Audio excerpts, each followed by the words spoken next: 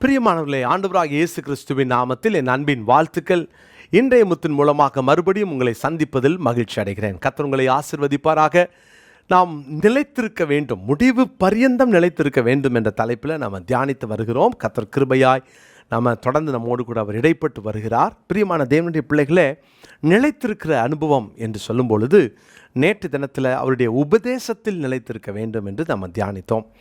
ஆண்டவர் நமக்கு கொடுத்திருக்கிற வார்த்தைகளிலே எப்போதும் நிலைத்திருந்து முடிவு பரியந்தம். எத்தனையோ பிரச்சனை வரும், என் நாமத்து நிமித்தம் நீங்கள் எல்லாராலும் பகைக்கப்படுவீர்கள் என்று ஆண்டவராகிய இயேசு திட்டமாக நமக்கு சொல்லியிருக்கிறார். இது ஒரு குறிப்பிட்ட கூட்டத்துக்கு மாத்திரமல்ல, அவரை விசுவாசிக்கிற, அவருக்காய் பக்தியாய் வாழ மனதாய் இருக்கிற யாவரும் துன்பப்படுவார்கள் என்று வேதம் சொல்லுகிறது. அப்போ இந்த உலகத்தில் நமக்கு அவருக்காக நம்ம வாழும்போது இந்த உலகம் நம்முடையதல்லன்னு ஒரு 30 நாள் சீரீஸ் நம்ம கேட்டோம். அப்போது நாம் இந்த உலகத்துக்குரியவங்க இல்லாததுனால உலகம் நம்மை பகைக்கும். அவருடைய நாமத்து நிமித்தம் நாம் பகைக்கப்படுவோம். ஆனால் நிலைத்திருக்கணும். கடைசி நாட்களில் வாழ்கிறோம், நிலைத்திருந்து தான் ஆக வேண்டும். நாம் அப்படி நிலைத்திருப்போம் என்று சொன்னால் பிரியமானவர்களே, நாம் ரட்சிக்கப்படுவோம். தேவன் நமக்கு அந்த கிருபைகளை தருவாராக. இந்த உலகம் நமக்கு நிரந்தரம் அல்ல. எனவே நிலைத்திருக்கிற அனுபவத்துக்குள்ளே கர்த்தர் நம்மளை கொண்டு வருவார். எதிலே நிலைத்திருக்கணும் வாசிக்கலாம். எப்போ நிலைத்திருக்க முடியுன்றதையும் இன்றைக்கி நம்ம தியானிக்க போகிறோம். சங்கீதம் 37 சங்கீதம் 27 வசனம், 37:27. தீமையை விட்டு விலகி நன்மை செய், என்றென்றைக்கும் நிலைத்திருப்பாய். நம்ம முடிவு பரியந்தம் நிலைத்திருக்க வேண்டும் என்றால் நன்மை செய், நன்மை செய், தீமையை விட்டு விலகி நன்மை செய். நம்ம வாசித்தோம் இல்லையா, மத்தேயு 10:22, என் நாமத்து நிமித்தம் நீங்கள் எல்லாராலும் பகைக்கப்படுவீர்கள், பகைக்கப்படுவீர்கள். அப்போ நமக்கு நம்மளை பகைக்கத்தான் செய்வார்கள், நீங்கள் எல்லாராலும் பகைக்கப்படுவீர்கள். ஆனால் இங்கே சங்கீதக்காரன் இப்படியாய் சொல்லுகிறார், தீமையை விட்டு விலகி நன்மை செய், நன்மை செய். அப்போது நம்ம நிலைத்திருக்க வேண்டும் என்று சொன்னால் நம்ம நன்மை செய்யணும். யாருக்கு? நம்மளை உபத்திரவப்படுத்துவாங்க, துன்பப்படுத்துவாங்க. வாசிக்கலாமா? மத்தேயு 5:43 வாசிக்கிறேன். உனக்கு அடுத்தவனை சிநேகித்து உன் சத்ருவை பகைப்பாயாக என்று சொல்லப்பட்டதை கேள்விப்பட்டிருக்கிறீர்கள். நான் உங்களுக்கு சொல்லுகிறேன், உங்கள் சத்துருக்களை சிநேகியுங்கள், உங்களை சபிக்கிறவர்களை ஆசீர்வதியுங்கள், உங்களை பகைக்கிறவர்களுக்கு நன்மை செய்யுங்கள், உங்களை நிந்திக்கிறவர்களுக்காகவும் உங்களை துன்பப்படுத்துறவர்களுக்காகவும் ஜெபம் பண்ணுங்கள். அப்போது உங்களை பகைக்கிறவர்களுக்கு நன்மை செய்யுங்கள், என் நாமத்து நிமித்தம் நீங்கள் எல்லாராலும் பகைக்கப்படுவீர்கள். நீங்கள் பகைக்கப்படுவதினாலே பகைக்கிறவர்களை நீங்கள் பகைக்க வேண்டாம், மாறாக பகைக்கிறவர்களுக்கு நன்மை செய்யுங்கள். இது உண்மையிலே கஷ்டமான காரியம். நம்மளை யாராவது பகைச்சிட்டா நம்ம பழி வாங்கவும் அவர்களை பகைக்கவும் மனதில் ஒரு கசப்பும் எழும்பும். உங்களை பகைக்கிறவர்களை நீங்கள் என்ன நன்மை செய்ய போகிறீங்க? உங்களை பகைக்கிறாங்களா, அவங்களுக்கு என்ன நன்மை செய்ய போகிறீங்க? கர்த்தருடைய பிள்ளைகளே, நீங்கள் யாரை உங்கள் சத்ருவாய் பார்க்குறீங்க? யாரை நீங்கள் பகைக்கிறீங்க? நீங்கள் யாரையோ ஒருவேளை உங்கள் மனதில் பகைத்து கொண்டு இருப்பீர்கள் என்றால், கர்த்தருடைய பிள்ளைகளே, நாம் உலகத்தார், நாம் தேவனுடைய பிள்ளைகள் அல்ல. ஜோமணி தியானிச்சுக்கிட்டு இருக்கிறேன், கர்த்தருடைய பிள்ளைகள் யார் என்று, தேவனுடைய புத்திரர் எப்படி இருக்கணுன்றதையும் நான் தியானிச்சுக்கிட்டு இருக்கிறேன். கர்த்தருடைய பிள்ளைகளே, ஒருவேளை கேட்க கஷ்டமாக இருக்கலாம், ஆனால் உங்களை பகைக்கிறவர்களுக்கு நன்மை செய்வீங்களா? யோசித்து பாருங்களேன். ஏன்னா 45 பாருங்கள், இப்படி செய்வதனால் நீங்கள் பரலோகத்தில் இருக்கிற உங்கள் பிதாவுக்கு புத்திரராக இருப்பீர்கள். அப்போ தேவன் நம்மளை எப்படி பார்க்குறாருன்னா, நாம் அவர் எவ்வளோ பகைத்திருக்கிறோம், அவர் நமக்கு நன்மை செஞ்சுக்கிட்டே இருக்கிறார்.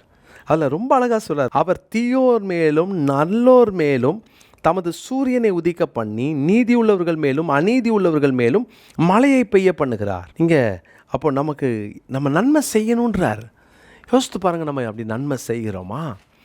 தீமையை விட்டு விலகி நன்மை செய். இயேசு செய்த நன்மையை பாருங்களேன். வேதத்தில் அப்போஸ்தலர் நடபடிகளின் புஸ்தகத்தின் 10 38 வசனத்தில் நசரேயனாகிய இயேசுவை தேவன் பரிசுத்த ஆவியினாலும் வல்லமையினாலும் அபிஷேகம் பண்ணினார். தேவன் அவருடனே கூட இருந்தபடியினாலே அவர் நன்மை செய்கிறவராயும் பிசாசின் வல்லமையில் அகப்பட்ட யாவரையும் குணமாக்குகிறவராயும் சுற்றி திரிந்தார். இங்கே வாசிக்கிறோம், அவர் நன்மை செய்கிறவராய் இருந்தார், நன்மை செய்கிறவராய் சுற்றி திரிந்தார். பிரியமானவர்களே, இந்த வசனம் நமக்கு எவ்வளோ முக்கியமான வசனம்.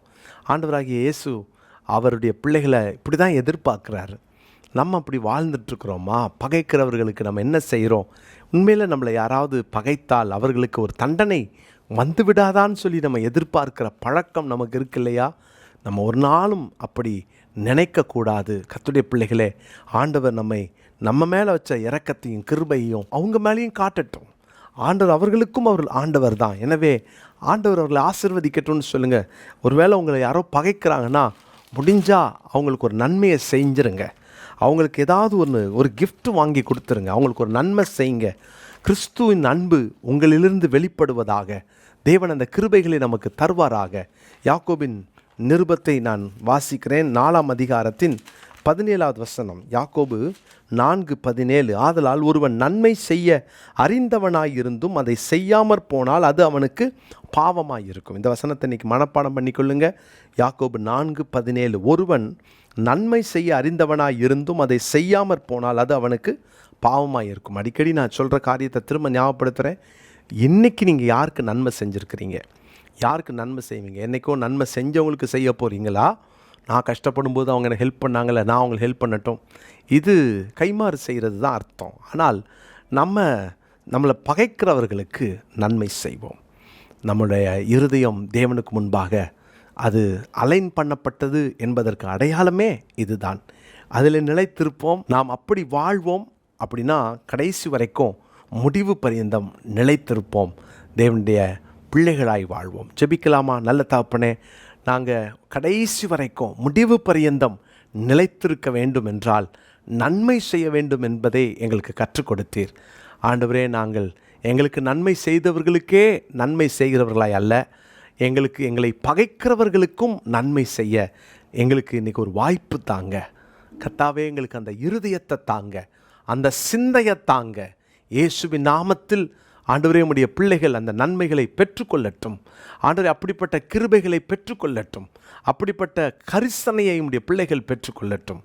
நாங்கள் பிதாவின் பிள்ளைகளாய் புத்திரராய் வாழ எங்களை அர்ப்பணிக்கிறோம். இயேசுவின் நாமத்தில் ஜெபிக்கிறோம் நல்ல பிதாவே, ஆமென். கிறிஸ்துவுக்குள் பிரியமானவர்களே, இயேசு கிறிஸ்துவின் இனிய நல்ல நாமத்தில் என் அன்பின் வாழ்த்துக்கள். இந்த 2024 வருஷத்தின் பாராளுமன்ற தேர்தலுக்காக நம்முடைய தேசம் ஆயத்தமாகி கொண்டிருக்கிறது. எல்லா கட்சிகளும் மிக மும்முரமாக செயல்பட துவங்கிவிட்டார்கள்.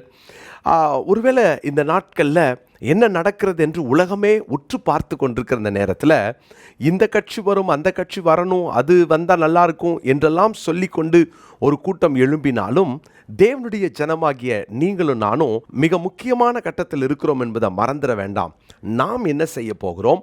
நாம் அதிகமாக ஜெபத்திலே தேவ சமூகத்திலே தரித்திருக்க போகிறோம். பிரியமானவர்களே, இந்த ஜெபத்தில் நீங்கள் கலந்து கொள்ள வேண்டும் என்று நான் அன்போடு கட்டாயமாக அழைக்கிறேன். காரணம், நீங்கள் யாராக இருந்தாலும் தேசத்தின் மேல் உங்களுக்கு விருப்பமும் பிரியமும் அன்பும் இருக்கும் என்றால், தேசத்தில் தேவன் எங்களுக்கு ஒரு சேமத்தை கட்டளையிடணும் அப்படின்ற ஒரு ஆசையும் எதிர்பார்ப்பும் உங்களுக்குள் இருக்கும் என்றால் நீங்கள் இந்த ஜெபத்தில் கலந்து கொள்ள வேண்டும். உங்களை அன்போடும் கட்டாயத்தோடும் அழைக்கிறேன். பிரியமானவர்களே, இன்னைக்கு நம்ம ஜெபிக்காவிட்டால் உண்மையிலேயே நாம் பெரிய பாவம் செய்கிறோம் என்பதில் சந்தேகம் இல்லை. ஜெபிக்காவிட்டால் அது பாவம். நாம் ஜெபிக்க ஆண்டவர் இன்றைக்கு நமக்கு ஒரு நல்ல வாய்ப்பை தந்திருக்கிறார். பாருங்கள், ஏப்ரல் 1ஆம் தேதியிலிருந்து ஜூன் மாதம் 1 தேதி வரைக்கும் நம்ம தொடர்ந்து ஜெபிக்க போகிறோம். ஆனால் கருமையான தேவனுடைய பிள்ளைகள், இந்த 2 மாதமும் இடைவிடாமல் நம்ம ஜெபிக்க போகிறோம்.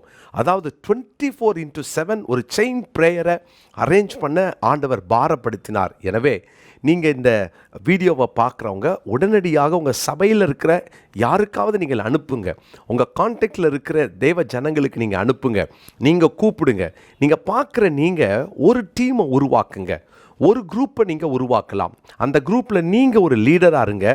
அந்த குரூப்பில் 96 பேரை நீங்கள் இணைக்க வேண்டும். பிரியமானவர்களே, உடனே உங்கள் மனசில் 96 பேரை நான் எங்கே போய் பிடிப்பேன், யாரை பிடிப்பேன் அப்படின்னு நீங்கள் நினைக்கலாம். நீங்கள் ஃபோனில் ஒருவரை அழைங்க. அந்த ஒருவர்கிட்ட சொல்லுங்கள், உங்களுக்கு தெரிந்த ஒருத்தரை கூப்பிடுங்கன்னு சொல்லுங்கள். இப்படி உங்கள் டீமில் 96 பேரை சேருங்க. எதுக்கு இந்த 96 பேர்? 1/4 மணி நேரத்துக்கு ஒருவர் என்ற அந்த நிலையில் 1 மணி நேரத்துக்கு 4 பேர், 24 மணி நேரத்தில் 96 பேர் ஜெபிக்க வேண்டும். ஒருவேளை மத்தியானத்துக்கு மேலே மறுபடியும் நீங்கள் அந்த ப்ரேயரில் 1/4 மணி நேரம் கலந்துக்கிறீங்களா? ரொம்ப நல்லது. காலையில் நான் வேலைக்கு போகிறேனே, என்னால் காலையில் ஜெபிக்க முடியாதுன்னு நினைக்கிறீங்களா? வீட்டில் இருக்கிறவங்க அல்லது ஒர்க் ஃப்ரம் ஹோம் அப்படின்னு சொல்கிறவங்க அல்லது ஹோம் மேக்கர்ஸ், நீங்கள் என்ன பண்ணலாம், காலையில் அந்த டைமை எடுத்துக்கோங்க. வேலைக்கு போயிட்டு வரவங்களுக்கு சாயங்காலம் 5 மணிக்கு மேலே நீங்கள் கொடுக்கலாமே. இரவு உங்களுக்கு தெரிந்தவங்க யாராவது வெளிநாட்டில் இருந்தாங்கன்னா அவங்கள நீங்கள் இதில் இணைக்கலாமே. ஆனால் ஜெபிக்க வேண்டும். பிரியமானவர்களே, இப்படி பல குழுக்களை பல ஸ்டேட்டில் டிஸ்ட்ரிக்டில் ஏற்படுத்தி கொண்டிருக்கிறோம். நீங்கள் இதில் கலந்து கொள்ளுங்கள். கீழே காண்கிற இந்த ஃபோன் நம்பரில் வாட்ஸ்அப்பில் ப்ரேயர் ரிக்வெஸ்ட் வேணும்னு கேட்டிங்கன்னா எந்த மொழியிலும் நாங்கள் கொடுக்க ஆயத்தமாக இருக்கிறோம். கன்னடமாக இருக்கட்டும், தெலுங்காக இருக்கட்டும், மலையாளமாக இருக்கட்டும், ஹிந்தியாக இருக்கட்டும், இங்கிலீஷாக இருக்கட்டும், தமிழாக இருக்கட்டும், நாங்கள் உங்களுக்கு அனுப்பி வைக்க ஆயத்தமாக இருக்கிறோம். ஆனால் நீங்கள் ஜெபிக்க வேண்டும். நீங்கள் இன்றைக்கி சபையாக இணைந்து கொள்ளுங்கள். உங்கள் சபையில் ஒரு 100 பேரை நீங்கள் கூப்பிடுங்க. நம்ம சேர்ந்து ஜெபம் பண்ணலான்னு சொல்லுங்கள். இது ஜூன் மாதம் 1 தேதி வரைக்கும் இந்த ஜெபத்தை நாம் ஏறெடுக்க வேண்டும். பிரியமானவர்களே, தவற விட்டுறாதீங்க.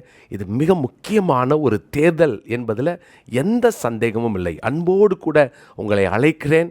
உடனடியாக இணைந்து கொள்ளுங்க. எனவே நம்ம சும்மா இருக்காம உடனடியாக இதில் கலந்து கொள்வோம். தேவன் உங்களை ஆசீர்வதிப்பார். தேசத்திற்காக ஜெபிக்கிறதை ஆண்டவர் சபையின் இடத்துல தான் எதிர்பார்க்கிறார்.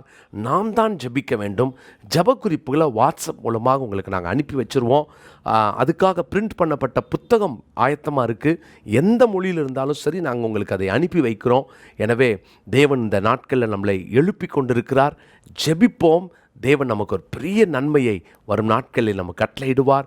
அவருக்கு சித்தமானவர்களை ஆண்டவர் தேசத்திலே தலைவர்களாக ஏற்படுத்துவார். ஆனால் நாம் நம்முடைய கடமை ஜெபிப்பது. பிரியமானவர்களே, இன்றைக்கே இதை தொடர்பு கொள்ளுங்கள். உங்கள் அழைப்புக்கு நாங்கள் காத்திருக்கிறோம். நிச்சயமாய் இந்த ஜெபத்தில் நீங்கள் கலந்து கொள்வீர்கள் என்று நான் விசுவாசிக்கிறேன். God bless you.